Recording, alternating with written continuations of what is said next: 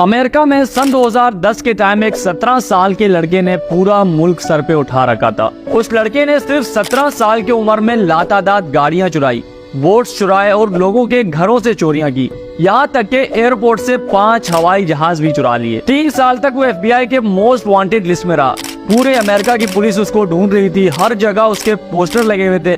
तो बजाय पुलिस से छुपने के उसने पुलिस स्टेशन से पुलिस की गाड़ी ही चुरा ली। यहाँ तक कि खुद पुलिस को कॉल करके अपनी लोकेशन बताता था कि आकर पकड़ लो मुझे, फिर भाग जाता था वहाँ से। इतना सब कुछ होने के बाद भी अमेरिका के अवाम ने उसको एक हीरो बनाया हुआ था। उसके नाम के फैन पेजेस बने हुए थे, लोगों के शर्टों पे उसकी तस्वीरें लगी हुई थी और लोग उससे एक तरह से प्यार करते थे। ये कहानी है कल्टन हैरिस की। कल्टन ने 14 साल की उम्र में ही चोरियां करना शुरू की। शुरुआत में तो जब उसके पड़ोसी घर पे नहीं होते थे, वो उनके घर पे घुस के खाने पीने की चीजें चुरा लिया करता था। ना लोगों को खास पता चलता था इस चीज का और ना ही वो पकड़ा जाता था। आराम आराम से उसके दिल में लालच आती गई। वो लोगों के पैसे और लाखों की जेवरात भी चुरा लिया करता था। 1 साल तक वो यही करता रहा। उसने हजारों लोगों के घरों से चोरियां की थी और अब लोगों को भी समझ आ गया था कि एक चोर है शहर में जो लोगों के घरों से चोरियां करता है। लोगों ने अपने घरों पे CCTV कैमरास लगाए और बहुत कम घर से बाहर जाने लगे, पर इससे कोई फायदा नहीं हुआ।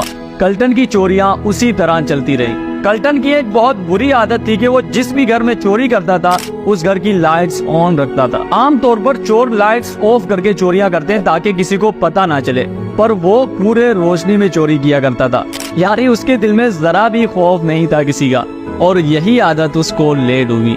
एक रात जब उसके शहर में एक फैमिली घर से बाहर गई हुई थी और कल्टन उनके घर में घुसकर चोरी कर रहा था, तो उसके पड़ोसी जो थे उन्होंने देखा कि उसके पड़ोस वाले घर में लाइट्स ऑन है और अंदर कोई चल रहा है। उसको ये बात भी पता थी कि उस घर में रहने वाले लोग घर में मौजूद नहीं है।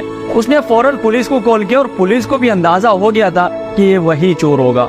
इसलिए कुछ ही मिनटों में पुलिस ने उस घर को चारों तरफ से घेर लिया और फिर कल्टन पकड़ा गया। अदालत ने उसको 2 साल कैद की सजा सुनाई और उसको अमेरिका के चाइल्ड जेल में डाल दिया गया। सबको लगा कि अब शहर में सुकून होगा, वो बिना किसी खौफ के घर से बाहर जा सकते हैं। पर आगे जो कल्टन ने करना था वो किसी के वहमो गुमान में भी नहीं था। जेल में कल्टन किसी से भी बात नहीं किया करता था। वो अपने काम से काम रखता था और बुक्स पढ़ता था। वहाँ उसको कुछ ऐसी बुक्स मिली जिनमें बताया गया था कि हवाई जहाज कैसे उड़ते हैं और कैसे उनको उड़ाया जाता है, पूरी इंस्ट्रक्शन दी गई थी। कल्टन को शुरू से ही वीडियो गेम्स खेलने का शौक था, जिसमें वो प्लेन उड़ाने वाले गेम्स बड़े शौक से खेला करता था।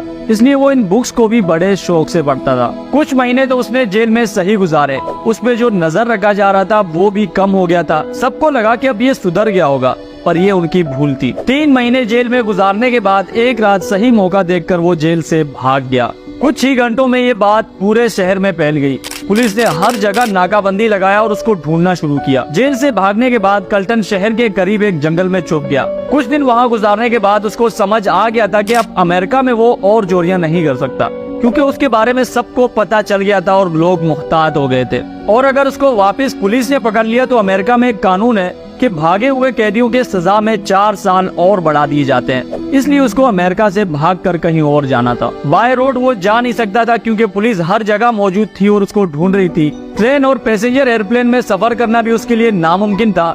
इसलिए उसने सोचा क्यों ना एक जहाज चुरा लिया जाए ताकि वो अमेरिका से भागकर कनाडा चला जाए। उसने नजदीक के एक छोटे एयरपोर्ट के पास घूमना शुरू किया। उसने वहाँ मौजूद जहाजों का जायजा लिया।